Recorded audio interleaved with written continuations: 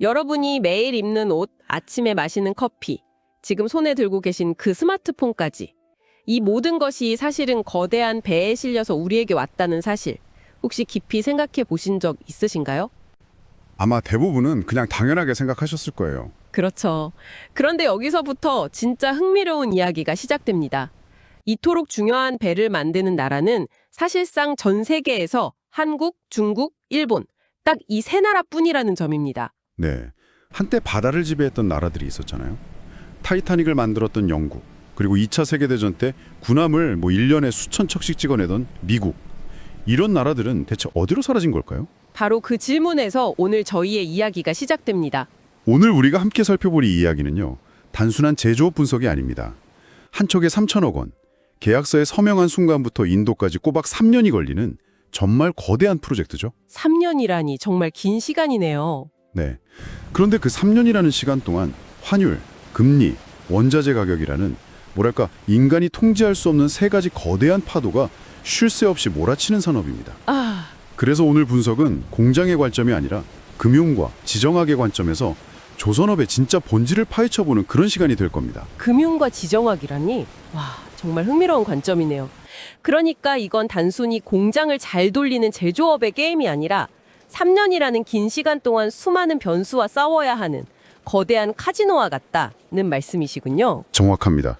카지노라는 비유가 아주 적절합니다. 저희 채널에서 업계 관계자들을 직접 취재하고 또 관련 데이터를 전수 분석한 결과를 바탕으로 왜 그 똑똑한 선진국들이 이 판을 따놨는지, 그리고 한국은 어떻게 그 살벌한 게임에서 살아남아서 지금의 위치에 오게 되었는지 그 비밀을 하나씩 풀어가 보겠습니다. 좋습니다. 그럼 먼저 그 3년짜리 도박이 실제로 얼마나 아슬아슬하게 진행되는지부터 생생하게 한번 들여다보죠. 네, 조선업의 본질적인 리스크를 가장 쉽게 이해하는 방법은 실제 과정을 따라가 보는 거겠지요. 그래서 저희가 가상의 인물, 조선소 재무팀의 김대리 이야기를 준비했습니다. 아, 김대리. 우리 모두의 이야기일 수도 있겠네요. 그렇죠.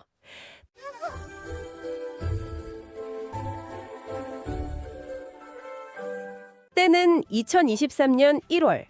김대리는 그리스의 한 선주와 최첨단 LNG 운반선 한 척을 2,800억 원에 계약하는 데 성공합니다. 와, 2,800억? 시작이 아주 좋네요. 네, 당시 환율은 1달러에 1,200원. 모든 비용을 계산기에 두드려 본 김대리는 약 300억 원의 이익을 예상하면서 아주 만족스러운 미소를 지었습니다. 여기까지는 정말 순조로워 보이죠. 모든 시작은 항상 희망적이죠. 하지만 조선업의 진짜 게임은 계약서에 잉크가 마르는 바로 그 순간부터 시작됩니다. 3년이라는 시간은요, 인간의 예측을 비웃는 변수들로 가득 차 있거든요. 그럼 김대리가 가장 먼저 마주하게 될 파도는 뭐였을까요? 아마도 원자재였을 겁니다. 바로 맞추셨네요. 바로 원자재 가격이었습니다. 불과 5개월 뒤인 2023년 6월, 배의 뼈대가 될 철강, 그러니까 후판을 주문해야 하는데 가격이 톤당 90달러에서 107달러로 급등한 겁니다. 아, 시작부터 20% 가까이 오른 거네요? 네, 이것만으로 예상치 못했던 원가 100억 원이 순식간에 그냥 증발했습니다. 김대리의 얼굴이 굳어지기 시작했죠. 이제 겨우 5개월 지났는데 말이죠.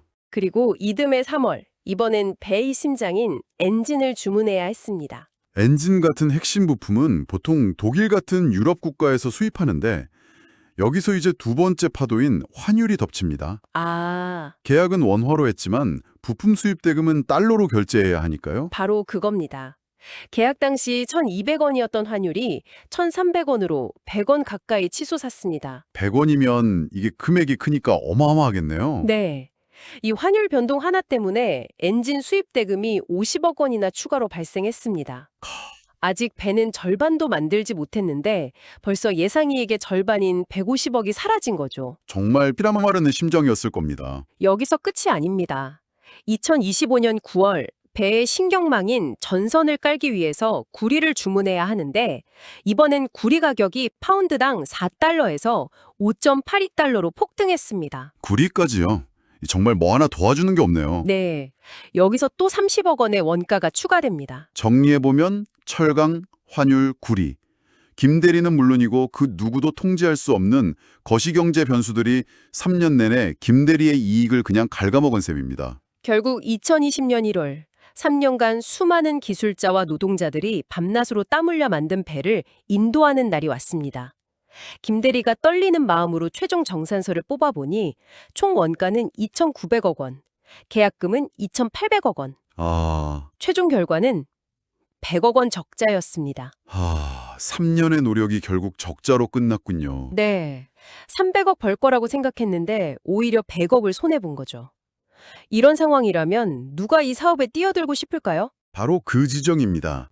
이 김대리의 이야기가 바로 유럽과 미국이 조선업이라는 게임을 포기한 핵심적인 이유입니다. 아, 통제 불가능한 리스크 때문이군요. 그렇죠. 아무리 설계가 뛰어나고 생산 효율이 높아도 내가 통제할 수 없는 변수 하나에 모든 이익이 사라지고 오히려 막대한 손실을 볼 수 있는 구조. 합리적인 수익률을 추구하는 자본가라면 이토록 불확실성이 큰 게임에 거액을 베팅하기가 매우 어렵습니다. 그런데요, 이 이야기에는 더 중요한 반전이 하나 있습니다. 오, 반전이요? 100억 원 적자 보고서를 올린 김대리를 상사가 부르더니 뜻밖의 말을 합니다. 김대리 수고했어. 적자는 아쉽지만 약속한 날짜에 정확히 배를 인도한 게 어디야. 잘했어. 다음번엔 이길 수 있을 거야. 아니, 100억을 순해봤는데 잘했다고요? 저도 처음엔 이해가 안 갔습니다. 이게 무슨 말일까? 그것이 바로 조선업의 본질을 꿰뚫는 한마디입니다. 조선업은 개별 계약의 단기 손익을 넘어서 수십 년간 쌓아온 신뢰라는 무형자산을 담보로 하는 게임이기 때문입니다. 신뢰. 네, 선주 입장에서 한번 생각해 보세요. 수천억 원짜리 자산을 맡길 때 가장 중요한 게 뭘까요? 아무래도 약속한 날짜에 제대로 된 배를 받는 거겠죠? 바로 그겁니다. 약속한 날짜에 약속한 품질의 배를 정확히 받을 수 있는가. 한국은 때로는 손해를 감수하면서까지 그 약속, 즉 납기를 목숨처럼 지켰고 유럽은 그 손해보고 신뢰 지키는 게임을 버티지 못하고 떠난 겁니다. 아, 그러니까 단기 손실을 보더라도 장기적인 신뢰를 지키는 게 더 중요하다 이런 거군요. 네. 물론 환해지나 원자재 선물 거래 같은 금융 기법으로 리스크를 일부 관리할 수는 있습니다. 하지만 3년이라는 시간의 거대한 불확실성 앞에서는 역부족일 때가 많은 거죠. 그렇군요. 결국 단기적인 손익 계산을 넘어서 장기적인 신뢰를 지킬 수 있는 맷집과 의지가 있느냐가 관건이라는 말씀이네요. 그렇다면 이 살벌한 도박판에서 살아남아 승자가 되기 위한 조건은 대체 무엇일까요? 이토록 어려운 게임을 한국은 어떻게 하고 있는 걸까요? 아주 좋은 질문입니다. 저희가 분석해본 결과 이 게임의 플레이어가 되기 위해서는 최소한 5가지의 조건이 모두 충족되어야만 했습니다. 5가지 조건이요? 네. 그중 단 하나라도 빠지면 즉시 퇴출되는 아주 엄격한 조건들이죠. 와, 그 첫 번째 조건이 뭔가요? 바로 국가의 지급 보증입니다. 국가의 보증이라. 그게 왜 그렇게 중요한 건가요? 그냥 기업의 신용만으로는 안 되는 건가요? 안 됩니다. 한번 생각해 보세요. 조선소가 은행에 가서 3년 뒤에는 완성될 배를 담보로 수천억 원을 빌려주세요 라고 한다면 과연 어떤 은행이 선뜻 돈을 내어줄까요? 아, 그러네요. 그 3년 사이에 회사가 망할 수도 있는 거잖아요. 그렇죠. 앞서 본 것처럼 거시경제가 요동칠 수도 있고요. 이때 국가가 나서는 겁니다. 한국수출입은행 같은 정책금융기관이 이 조선소는 우리 대한민국이 보증합니다. 망하지 않으니 안심하고 돈을 빌려주시오 라고 보증을 서주는 거죠. 아하, 국가가 신용을 담보해 주는 거군요. 네, 이 보증이 없으면 수주 자체가 불가능합니다. 애초에 게임에 참여할 수가 없는 거죠. 혹시 유럽은 이런 시스템이 좀 약한가요? 저희가 파악한 바에 따르면 유럽의 정책금융 규모는 한국의 10분의 1 수준에 불과합니다. 10분의 1이요. 네, 돈의 흐름, 그러니까 혈액 공급이 막히니 아무리 기술이 좋아도 버틸 수가 없는 구조인 겁니다. 그렇군요. 그럼 두 번째 조건은 뭔가요? 두 번째 조건은 50년 이상 축적된 납기 준수의 역사입니다. 아, 이건 정말 돈으로도 살 수 없는 자산이겠네요. 그렇습니다. 선주가 수천억 원을 맡길 수 있는 유일한 근거는 과거의 실적, 즉 트랙 레코드입니다. 우리는 지난 50년간 배 3,000척을 만들었고 IMF 외환 위기가 오던 글로벌 금융 위기가 터지던 코로나 팬데믹이 덮치든 단 한 번도 납기를 어긴 적이 없습니다. 와, 그 한마디의 무게가 정말 엄청나네요. 네, 그게 바로 한국 조선업의 핵심 경쟁력인 셈이죠. 신뢰 그 자체입니다. 알겠습니다. 그럼 세 번째 조건, 반경 실시간 거리의 완벽한 산업 생태계라고 들었습니다. 이건 어떤 의미인가요? 배를 거대한 레고 블록에 비유해보죠. 수만 개의 블록을 조립해야 하는데 만약에 빨간 블록은 독일에서, 파란 블록은 핀란드에서, 노란 블록은 폴란드에서 가져온다면 어떻게 될까요? 블록 하나만 늦게 도착해도 전체 공정이 그냥 멈춰버리겠네요. 바로 그겁니다. 물류 대란이 일어나고 비용과 시간은 눈덩이처럼 불어나겠죠. 하지만 한국은 포항에서 철강을 만들고 거제 조선소에서 조립하고 부산의 수많은 기자재 업체들이 부품을 공급하는 이 모든 과정이 아, 전부 다 한 곳에 모여 있다는 거군요. 네, 반경 실시간 거리의 클러스터 안에서 완벽하게 맞물려서 돌아갑니다. 물류비 절감은 물론이고 속도전에서 다른 나라가 따라올 수 없는 압도적인 우위를 갖게 되는 거죠. 정말 효율적인 시스템이네요. 그럼 네 번째 조건은 거대 도크를 365일 가동하는 규모의 경제입니다. 이것도 어떤 개념이죠? 축구장 10개를 합친 크기의 거대한 도크를 한번 상상해 보세요. 상상만 해도 어마어마한데요. 그 시설을 유지하는 데만 한 달에 수백억 원이 들어갑니다. 마치 물이 계속해서 빠져나가는 거대한 욕조와 같습니다. 가만히 두면 그냥 텅 비어버리죠. 아, 물이 빠져나가는 욕조. 비유가 확 와닿네요. 그래서 끊임없이 수주라는 물을 부어서 욕조를 채워야만 합니다. 이렇게 쉴 새 없이 배를 만들어야만 한 척당 고정비를 낮춰서 원가 경쟁력을 30%까지 확보할 수 있습니다. 한번 멈추면 다시 돌리기 어려운 거대한 자전거와도 같군요. 맞습니다. 아주 정확한 비유입니다. 그리고 마지막 다섯 번째 조건. 이것이 어쩌면 가장 중요할 수도 있겠네요. 바로 불황을 버티게 하는 국가의 의지입니다. 네, 맞습니다. 조선업은 10년 호황, 10년 불황이라는 아주 긴 사이클을 반복합니다. 진짜 실력은, 진짜 의지는 불황이 닥쳤을 때 드러나죠. 2010년대에 아주 극심한 불황이 있었잖아요. 네, 바로 그때였습니다. 유럽은 시장 논리에 따라서 수익성이 악화된 조선소들을 과감하게 정리했습니다. 구조조정한 거죠. 합리적인 선택처럼 보이기도 하는데요. 그렇죠. 단기적으로는요. 하지만 한국 정부는 달랐습니다. 조선업은 우리의 기간 산업이자 안보다 절대로 포기할 수 없다면서 정책금융을 풀고 세금을 깎아주며 버팀목이 되어주었습니다. 그 전략의 차이가 실제 결과로 이어진 사례가 있을까요? 아주 상징적인 사례가 있습니다. 저희가 취재 과정에서 만난 그리스 해운사 박 사장의 이야기인데요. 박 사장이요? 흥미롭네요. 코로나로 인한 불황이 한창이던 2020년, 이 박 사장은 선단 교체를 위해서 배 10척을 주문하려고 유럽의 유서 깊은 조선소들을 찾아갔습니다. 네네. 하지만 돌아온 대답은 죄송합니다. 정부 지원이 끊겨서 내년에 문을 닫을지도 모릅니다. 라는 정말 절망적인 이야기뿐이었죠. 아, 배를 주문하고 싶은데 조선소가 문을 닫을 판이라니. 네. 그래서 마지막 희망을 안고 그가 찾아온 곳이 바로 한국의 거제 조선소였습니다. 그 자리에서 어떤 대화가 오갔을지 정말 궁금하네요. 박 사장이 아주 조심스럽게 물었답니다. 요즘 같은 불황에 괜찮으십니까? 여기는 문 안 닫으십니까? 정말 궁금했겠네요. 그러자 한국조선소 사장이 웃으면서 이렇게 답했다고 합니다. 물론입니다. 저희 뒤에는 대한민국 정부가 있습니다. 걱정 마십시오. 와, 그 한마디가 정말 천군만마처럼 들렸겠네요. 그렇죠. 결과는 명백했습니다. 박 사장은 그 자리에서 한국의 배를 주문했고 정확히 3년 뒤 약속한 날짜에 10척의 배를 모두 인도받았습니다. 불황기에 오히려 신뢰를 얻어서 시장 지배력을 더 강화한 거군요. 바로 그겁니다. 이것이 바로 유럽과 한국의 결정적인 차이였습니다. 이 5가지 조건을 모두 갖춘 나라는 전 세계에서 한국, 중국, 일본뿐입니다. 이것은 단순한 기술이나 인건비 문제가 아닌 겁니다. 바로 그 지점이네요. 정말 많은 분들이 그래도 한국이 인건비가 싸서 이긴 것 아니냐는 오해를 하시는데 이 부분을 확실히 짚고 넘어가야겠습니다. 네, 그건 사실과 아주 다릅니다. 저희가 직접 데이터를 확인해 보니 현재 한국 조선소의 숙련된 용접공 연봉은 6천만 원이 훌쩍 넘습니다. 6천만 원 이상이요? 네, 중국보다 비싸고 동남아시아 국가들과는 비교할 수 없을 정도로 높죠. 그런데도 어떻게 경쟁에서 이기는 거죠? 그 이유는 배 한 척의 원가 구조를 들여다보면 명확해집니다. 철강, 엔진 같은 원자재 비중이 60%로 가장 높고요. 아, 원자재가 60%나 차지하는군요. 네, 반면에 인건비 비중은 15%에 불과합니다. 그렇군요. 제가 한번 계산해 볼게요. 인건비를 10% 깎아봐야 전체 원가는 1.5%밖에 줄지 않는데 앞서 본 것처럼 환율이 10%만 움직여도 원자재 수입 비용 때문에 전체 원가가 6%나 흔들린다는 계산이 나오네요. 정확합니다. 와, 인건비보다 환율 리스크가 4배나 더 무섭다는 뜻이군요. 네. 결국 유럽이 이 판을 떠난 진짜 이유는 인건비 때문이 아닙니다. 더 위험은 적고 돈은 더 많이 드는, 더 맛있는 시장으로 옮겨간 겁니다. 저는 이것을 패배가 아닌 전략적 후퇴라고 봅니다. 전략적 후퇴라 진 게 아니라 포지션을 바꾼 거라는 말씀이시군요. 그렇습니다.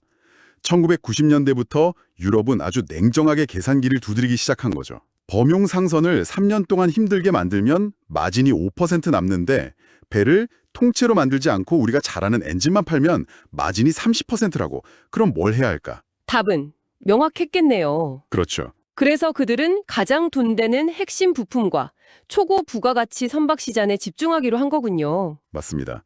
예를 들어 핀란드의 바르질라라는 회사는 배는 안 만듭니다. 하지만 전 세계 선박 엔진의 40%를 공급하죠. 와, 40%나요. 네. 엔진 하나에 500억 원씩 받는데 마진율이 30%가 넘습니다. 30%? 한국조선소가 3년 걸려서 배 한 척 만들어 150억 원 남길 때 바르질라는 6개월 만에 엔진 하나 팔아서 150억 원을 남기는 겁니다. 아, 비교가 안 되네요. 그렇죠. 독일은 정밀한 항해 시스템, 이탈리아는 한 척에 1조 원이 넘는 크루즈선을 만들면서 20%가 넘는 마진을 챙깁니다. 컨테이너선 같은 박리담의 시장은 아시아에 넘겨주고 자신들은 핵심 기술과 고수익 시장을 장악한 거군요. 네, 국가적 자원을 더 수익률이 높은 소프트웨어, 항공, 금융, 명품 산업에 배분한 아주 합리적인 선택이었던 거죠. 반면에 한국, 중국, 일본은 조선업을 단순한 손익계산서가 아닌 철강, 기계, 해운, 고용, 안보가 모두 얽힌 국력 패키지로 접근했다. 이 관점의 차이가 전략의 차이를 만든 것이군요. 바로 그겁니다. 보는 관점이 다르니 선택도 달라진 것입니다. 자, 그렇다면 이제 가장 중요한 질문이 남았습니다. 중국의 거센 추격 속에서 한국 조선업이 다시 한번 치고 올라올 수 있었던 진짜 무기는 무엇이었을까요? 저희가 분석한 세 가지 핵심 경쟁력을 공개하겠습니다. 기대가 되는데요. 첫 번째 무기는 바로 블록공법입니다. 블록공법이요? 레고 블록 같은 건가요? 네, 아주 비슷한 개념입니다. 배를 처음부터 끝까지 한 장소에서 용접하는 게 아니라요. 머리, 몸통, 꼬리 등 수십 개의 거대한 블록을 각기 다른 공장에서 동시에 만듭니다. 그리고 마지막에 도크에서 레고처럼 조립하는 혁신적인 방식입니다. 아, 동시에 여러 군데서 만드니까 시간이 훨씬 단축되겠네요. 그렇죠. 이 공법 덕분에 건조 기간을 획기적으로 단축할 수 있었습니다. 예를 들면 중국 조선소가 배 한 척 만드는데 4년이 걸릴 때 한국은 3년 만에 만든다는 거죠. 네, 선주 입장에서는 1년 먼저 배를 받아서 운항을 시작할 수 있으니 그 1년의 시간이 곧 돈이 되는 셈입니다. 시간을 벌어주는 기술이군요. 그럼 두 번째 무기는 뭔가요? 두 번째 무기는 바로 마이크로 단위의 정밀도입니다. 마이크로 단위의 정밀도. 네, 특히 고부가가치 선박인 LNG 운반선 시장에서 이 강점이 아주 압도적으로 드러납니다. LNG 운반선이요? 영하 163도에 액화천연가스를 담는 탱크는요. 용접 부위에 눈에 보이지 않는 아주 작은 균열만 생겨도 대형 폭발로 이어질 수 있는 시한폭탄과도 같습니다. 와, 생각만 해도 아찔하네요. 그런데 한국조선소는 이 용접 오차를 머리카락 굵기의 10분의 1인 1mm 이내로 관리합니다.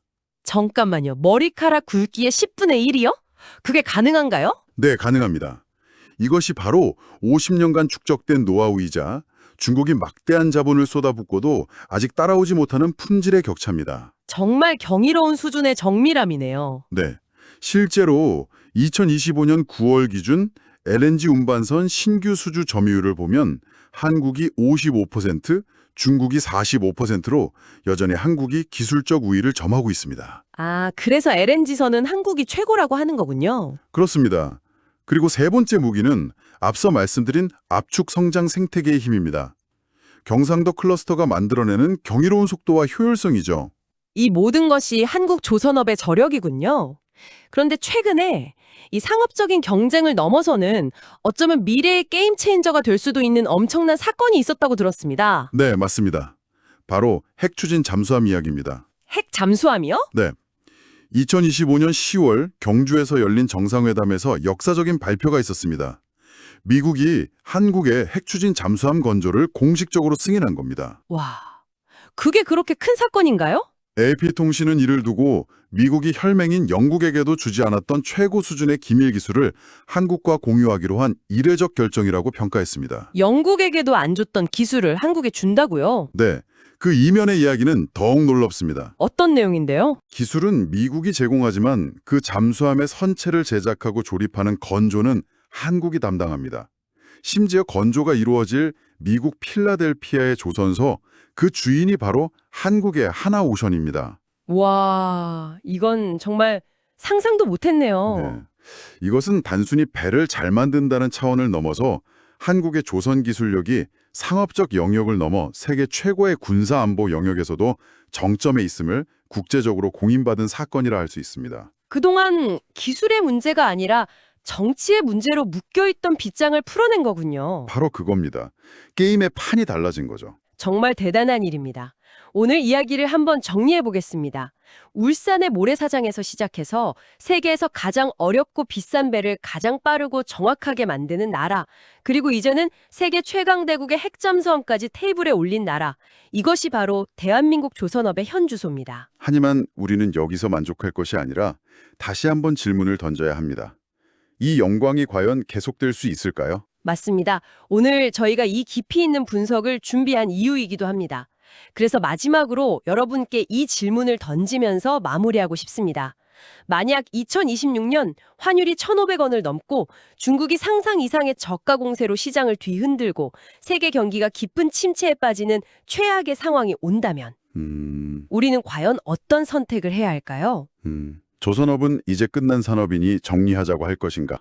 아니면 이것이 우리 제조업의 마지막 자존심이니 끝까지 지키자고 할 것인가? 한번 포기하면 다시는 돌아올 수 없다는 것을 유럽의 사례가 명백히 증명했습니다. 그 선택은 바로 지금 이 이야기를 듣고 있는 우리의 손에 달려 있습니다. 수업을 이해하는 데 도움이 되셨다면 구독과 좋아요 버튼 꼭 부탁드립니다. 여러분의 구독과 좋아요는 저희가 더 깊이 있는 분석과 통찰력 있는 컨텐츠를 만드는데 정말 가장 큰 힘이 됩니다. 또한 이 영상의 공유 버튼을 눌러서 주변 분들께도 널리 알려주십시오. 더 많은 분들이 우리 산업의 현실과 미래에 대해 함께 고민할 수 있기를 바랍니다. 오늘 준비한 내용은 여기까지입니다. 감사합니다.